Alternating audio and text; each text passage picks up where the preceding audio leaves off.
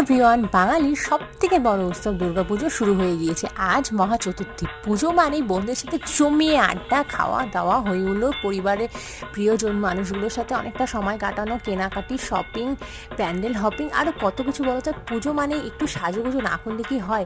সুন্দর করে আটপৌরে কায়দার শাড়ি পরে প্যান্ডেলে পুজোর রাতগুলো কাটাতে কার না ভালো লাগে বলো তো? অষ্টমীর রাত বা নবমীর রাতে প্যান্ডেলে এরকম যদি হয়ে যায় একটু আটপৌরে কায়দার শাড়ি, তাহলে কেমন হয় বলো তো?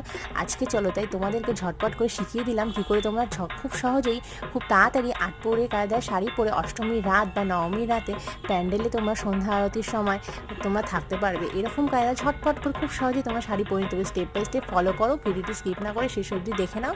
আর তোমরা ঝটপট করে এরকম কায়দার শাড়ি পরে চলে যাও প্যান্ডেলগুলোতে। সন্ধ্যেবেলা বনিদি বাড়িতে এরকম কায়দার শাড়ি পরে থাকে আটপৌরে কায়দাতে, তাদের সত্যি খুব ভালো লাগে পুজোর সন্ধ্যেবেলা এরকম স্টাইলের শাড়ি পরলে। আর আমার শাড়ি পরাটা কেমন লাগলো অবশ্যই